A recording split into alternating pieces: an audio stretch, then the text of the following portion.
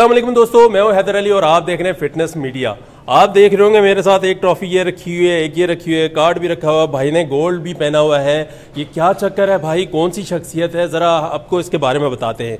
ये बेसिकली है काशिफ मलिक और ये थाईलैंड गए थे, वहाँ पे जाके मिस्टर यूनिवर्स का क्लासिक फिजिक के अंदर जो है इन्होंने टाइटल विन किया है, मुल्क का नाम रोशन किया है। और बाकी डिटेल ये खुद बताएंगे कि भाई वहाँ कब गए, क्या खेला, कैसे जीते। अस्सलाम वालेकुम।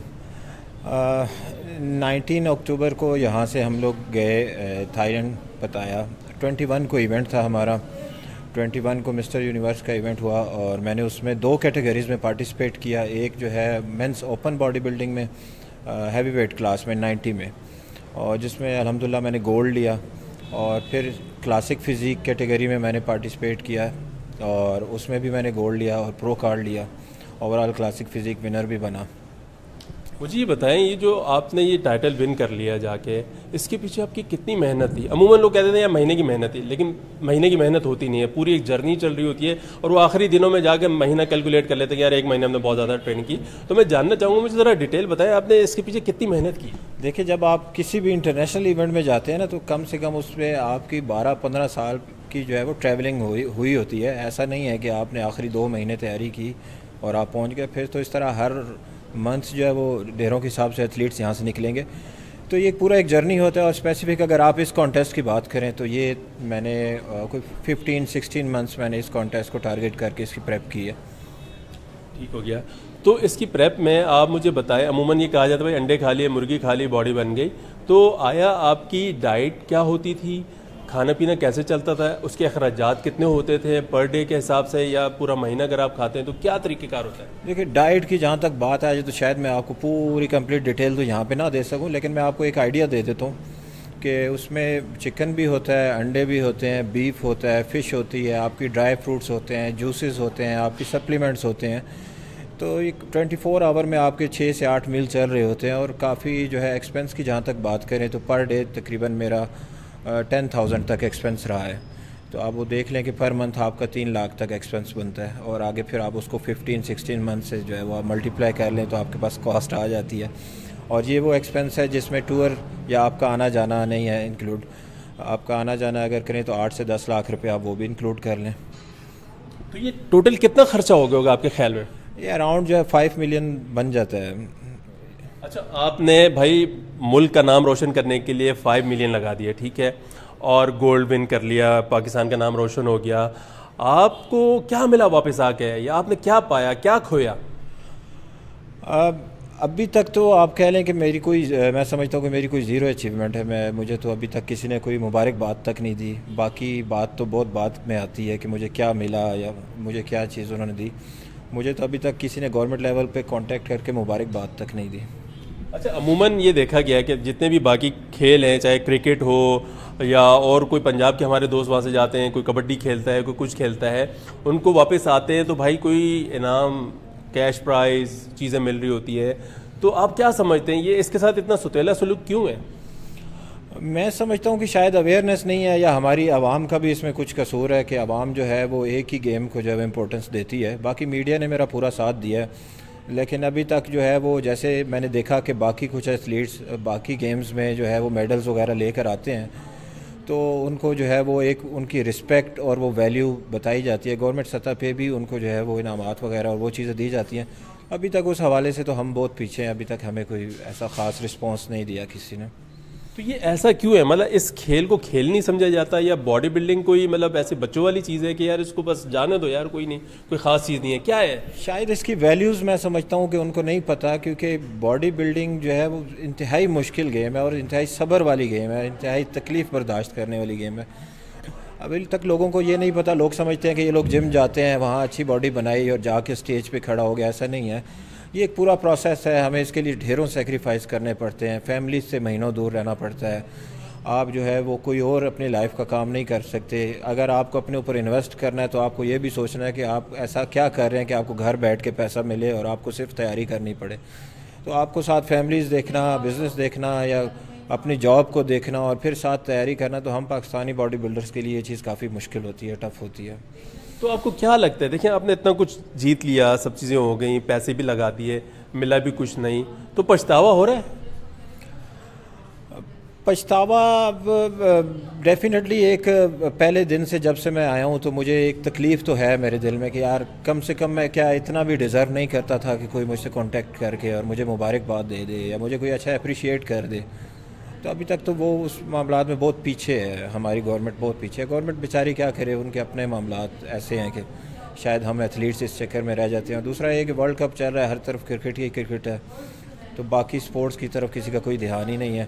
حالانکہ مدر آف آل سپورٹس ہے. آپ کی جو ہے وہ فٹنس اچھی ہوتی ہے تو آپ کسی بھی سپورٹس میں آگے جاتے ہیں, اور کوئی بھی سپورٹس شروع ہی یہاں سے ہوتی ہے, جم سے ہوتی ہے. آپ کی ہیلتھ اچھی ہے تو آپ سپورٹس مین ہیں اچھے. تو اچھا یہ مجھے بتائیں, ظاہر آپ نے اتنے خرچے کر لیے, گھر بار بھی ہوگا آپ کا, شادی شدہ ہیں؟ جی الحمدللہ. بچے بھی ہیں؟ جی. ماں باپ؟ جی ماشاء اللہ کہ ماں باپ بھی ہیں, بیوی بچے بھی ہیں, تو انہوں نے نہیں کہا ایک ہی کتنا ہے منڈیا؟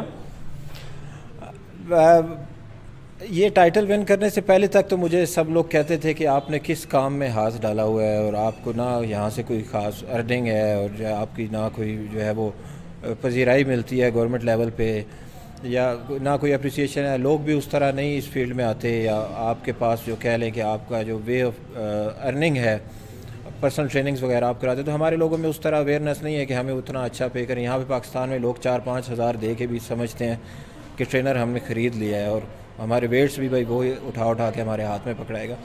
تو کافی ڈیفیکلٹ ہے یہاں پہ یہ کام کرنا, باڈی بلڈنگ کرنا بہت ڈیفیکلٹ ہے. چلیں جی, ان سے ہم بات کرتے رہیں گے. کاشف سے کچھ یہاں کے جم ممبران بھی ہیں, ان سے بات کرتے ہیں, وہ ان کی پوری اسٹرگل جانتے ہیں, اور ان کو ہم بلائیں گے. آئیے جی, آپ آئیے, ان سے بات کرتے ہیں. کاشف صاحب ذرا انہیں ہم بات کرتے ہیں, اس کے بعد آپ کو دوبارہ تنگ کریں گے, آپ کو جانے نہیں دیں گے. اور اصل میں ان کے جم ممبران ہیں, وہ ان کی پوری اسٹرگل کے بارے میں جانتے ہیں, اور ان سے ہم ذرا ہم بات کرتے ہیں اور جانتے ہیں کہ وہ کیا کہتی ہیں. السلام علیکم. السلام علیکم جی, کیسے ہیں آپ؟ میں ٹھیک ہوں, آپ کیسی ہیں؟ آپ کا نام؟ الحمدللہ. ربیحہ. ربیہ, مجھے یہ بتائیں, آپ نے اس جم میں ٹریننگ بھی کرتی ہیں اور خود بھی فٹنس کر رہی ہیں اپنی, تو کاشف کے بارے میں آپ کیا کہنا چاہیں گے؟ سر یہ تو ایک بہت بڑی اسٹوری ہے اس کے پیچھے, کہ کاشف کی جو اسٹرگل ہے اللہ تعالیٰ نے اس کو بہت بڑا مقام دیا, اور اللہ تعالیٰ نے اس کی اسٹرگل کا پھل اس کو دیا کہ آج وہ پوری دنیا میں اور پاکستان میں پہچانا جا رہا ہے اپنے نام کی وجہ سے. اور اتنی اسٹرگل ہے سر اس کے پیچھے, میرے خیال میں تو جو اس کا ڈریم تھا نا, اللہ تعالیٰ نے وہ پورا کیا. تو آپ نے ان کی کیا اسٹرگل دیکھی, کیا دیکھا؟ خالی ڈمبل اٹھاتے دیکھا یا کچھ اور بھی چیزیں ہیں؟ آپ دیکھیں کہ یہ وہ فیلڈ ہے, کیونکہ میں خود اس فیلڈ سے ریلیٹ ہوں, اور میں وہ بندی تھی جس نے 40 kgs جس کا کاشف نے لوز کروایا تھا, اور آئی واز 110, اور اس کے بعد 40 kg میں نے لوز کیا ودن 3 months. اور یہ ایک میرے لیے کہ اسٹارٹ تھا میری لائف کا, ایک جرنی تھا جس میں میری موٹیویشن صرف کاشف تھے. اور کاشف کو میں دیکھتی تھی, یہ بہت بڑا سیکریفائس ہے. آپ کسی کو اگر کہہ دینا کہ 10 دن آپ نے نمک نہیں کھانا, 10 دن آپ نے آئل والی چیز نہیں کھانی, یا کوئی ٹیسٹ نہیں کھانا, تو کوئی بھی نہیں ٹالریٹ کر سکتا اس چیز کے اوپر, کوئی صبر نہیں کر سکتا. لیکن یہ لوگ, جس میں جس طرح کاشف کو جانتی ہوں, سال یہ لوگ نہیں کھاتے, اور اپنی فٹنس کو لے کے اتنے فریک ہیں کاشف, اتنے زیادہ کہ انہیں کوئی فرق نہیں پڑتا وقت کیا ہے اور کون سا ایونٹ ہے. جو انہوں نے, میرے خیال میں انہوں نے اپنی فیملی کا کوئی ایونٹ بھی نہیں اٹینڈ کیا ہوگا just because of the fitness, کیونکہ جس فٹنس فیلڈ میں وہ ہیں اس میں اس کو یہ فل ٹائم جاب ہے آپ کی. اب جب تک اس کو سیریسلی نہیں لیتے, اور سب سے بڑی بات ہے یہ پیشنیٹ بندہ ہے, یہ بہت پیشنیٹ ہے, اور اس کا پیشن ہی اس کو آگے لے کے آیا ہے. اور as you know, as all Pakistani knows کہ ہو از مسٹر کاشف ملک. بالکل جی, ایسا ہی ہے. انہوں نے اتنے سارے ایوارڈ جیتے اور پاکستان کا نام روشن کیے. ایک اور ممبر بھی ہمارے ساتھ موجود ہیں. آپ کا نام؟ اسنا. اسنا, یہ بتائیں آپ کاشف ملک کے بارے میں کیا کہنا چاہیں گے؟ سب سے پہلی بات تو یہ کہ جب ہماری کنٹری اتنی انفلیشن سے جا رہی ہے اور بہت سارے نوجوان ملک چھوڑ کے جا رہے ہیں, ایسی سچویشن میں جب کوئی بندہ پاکستان کے لیے اتنا بڑا ایوارڈ جیت کے لاتا ہے, تو اوبویسلی ہم سب کو چاہیے, سب میڈیا کو چاہیے کہ اس بندے کو سپورٹ کرے. کیونکہ 2 گولڈ میڈل اس ملک میں لانا, جب لوگ چھوڑ کے بھاگ رہے ہیں, اتنی انفلیشن ہے, تو میں کہتی ہوں ایسے بندے کی بہت ایفرٹ ہے. اور ایفرٹ کی بات کی جائے تو اوبویسلی صبح ورک آؤٹ, شام ورک آؤٹ, کھانا چھوڑنا, نمک چھوڑنا, آئل چھوڑنا, بہت ایفرٹس ہیں. اور پاکستان کے لیے اس اسٹیج پہ اگر کوئی کچھ کر رہا ہے تو اس کو جتنا ہم لوگ سپورٹ کر سکتے ہیں کرنا چاہیے. اور دوسری بات یہ ہے کہ گورنمنٹ کی طرف سے کوئی بھی آپ کو سپورٹ جب نہیں مل رہی ہوتی, آپ کو دوسرے ملک آفر کر رہے ہوتے ہیں کہ آپ ہماری طرف سے کھیلو, اس وقت ایک آدمی جب اپنے ملک کے لیے کچھ کرتا ہے تو یہ بہت بڑی بات ہے. اور میں یہ سمجھتی ہوں کہ گورنمنٹ کو اس چیز کے اوپر جا کے نا کچھ ایسے ایکشنز لینے چاہیے کہ ہماری اس فیلڈ کو پروموٹ کیا جائے. آپ دیکھ لیں کہ ہماری جو ینگ جنریشن ہے اس میں مطلب ٹیلنٹ کی کوئی کمی نہیں ہے, اتنے ٹیلنٹڈ ہمارے یوتھ ہے, اور وہ سب کیا ہے کہ یہاں سے چھوڑ کے جا رہے ہیں. اور جیسے اسنا نے کہا کہ یہ ایک انفلیشن کا ٹائم ہے جس میں کاشف نے اتنا بڑا اچیومنٹ حاصل کی کہ وہ آئے گولڈ میڈلسٹ ہو کے واپس, اور ان کو آفرز ہیں. تو ہماری گورنمنٹ سے میری یہ ریکویسٹ ہے کہ کاشف کو جو ہے وہ ضرور پروموٹ کیا جائے تاکہ ہماری جو باڈی بلڈنگ کی فیلڈ ہے اس کو ایک ایج ملے پوری دنیا میں. اور ٹیلنٹ کی کوئی کمی نہیں ہے سر پاکستان میں. بہت شکریہ آپ لوگوں کا. آپ نے دیکھا ان کی بات سنی, اب ہم کاشف کو بلائیں گے, آپ پلیز تشریف رکھیں. Thank you. تو دیکھیں جی, جو ممبران تھے اس جم میں, ان کے ساتھی ان کو دیکھتے تھے, ان کی ٹریننگ, ان کی جو محنت تھی, ساری چیزیں انہوں نے آبزرو کی, اور وہ دکھی بھی ہیں کہ ظاہر ہے ان کو جو چیزیں ملنی چاہیے تھی پاکستان گورنمنٹ کی طرف سے, اسپورٹ بورڈ کی طرف سے, انہیں کچھ نہیں ملا. انہوں نے پاکستان کا نام روشن کیا, گولڈ ون کیا, دن رات محنت کی ہے اس کے پیچھے. باڈی بلڈنگ ایسی چیز ہے کہ بغیر محنت کی نہیں ہوتی بھائی. اس کے لیے واقعی وزن اٹھانا پڑتا ہے, مشقت کرنی پڑتی ہے, محنت کرنی پڑتی ہے, ڈائٹ کرنی پڑتی ہے, تب جا کے باڈی بنتی ہے. ایسا نہیں کہ خالی 1-2 انڈے کھا لیے یا مرغی کھا لیے عموماً کہتے ہیں کہ باڈی بن گئی, واقعی اس کے پیچھے خرچہ ہوتا ہے. اب مجھے کاشف بتائیں کہ آپ نے ساری اچیومنٹ بھی کر لی ہے, جیسے پہلے بھی میں نے آپ سے پوچھا تھا, اب فیوچر پلان کیا, آپ کیا کرنا چاہتے ہیں؟ دیکھیں, میں تو اپنا جینا مرنا جو ہے وہ باڈی بلڈنگ یا اس فٹنس انڈسٹری کے ساتھ پہلے سے طے کر چکا ہوں. تو نیکسٹ انشاءاللہ ایونٹ ہے جس کی انویٹیشن مجھے وہیں پہ دے دی گئی تھی, کینیڈا میں ورلڈ چیمپئن شپ ہے. میں اس کے لیے پریپ کرنا چاہتا ہوں, بٹ یہ ایونٹ بھی کھیل کے مجھے تھوڑی سی مایوسی ہوئی ہے. تو میں نہیں چاہتا کہ مجھے آگے بھی مایوسی ہو. مجھے کم سے کم جو ہے وہ کم سے کم اتنا تو انٹرٹین کیا جائے کہ میں اپنی آگے پریپ کر سکوں. اچھا یہ بتائیں, آنے جانے کا جیسے آپ مجھے بتا رہے تھے تھائی لینڈ کا, تو کتنا خرچہ ہو گیا تھا آپ کی, جو ٹریولنگ کاسٹ تھی, اسٹے کا تھا, چیزیں تھیں؟ تقریباً 7 سے 8 لاکھ روپے جو ہے وہ ایکسپنس رہا ہے, جس میں آپ کی شو کی جو فی ہوتی ہے وہ آپ کو فی ڈالرز میں پے کرنا پڑتی ہے, اور اس کے بعد جو ہے وہ آپ کی ٹریولنگ ہے, اور آپ کا ٹکٹ ہے, آپ کا ویزا ہے, وہاں پہ سب کچھ آپ نے خود پے کیا ہے؟ کسی نے, فیڈریشن نے یا کسی نے, اسپورٹ بورڈ نے, کسی نے کچھ پے نہیں کیا؟ نہیں جی, کسی نے نہیں کیا. ہمیں تو صرف موقع دیا گیا, اور باقی جو ہے وہ ساری چیزیں ہماری جیب سے ہوئی ہیں. دیکھیں جی, آنا جانا, ٹریولنگ, کھانا پینا, رہائش, سب اپنی جیب سے کیا ہے. تو مطلب یہ سارا اپنا ہی مطلب شوق تو ہے, پاکستان کا نام بھی روشن ہو رہا ہے, اس کے ساتھ کچھ انہیں ملنا چاہیے بھائی. تو اب کیا کہتے ہیں یار, آپ کا کیا پیغام ہے؟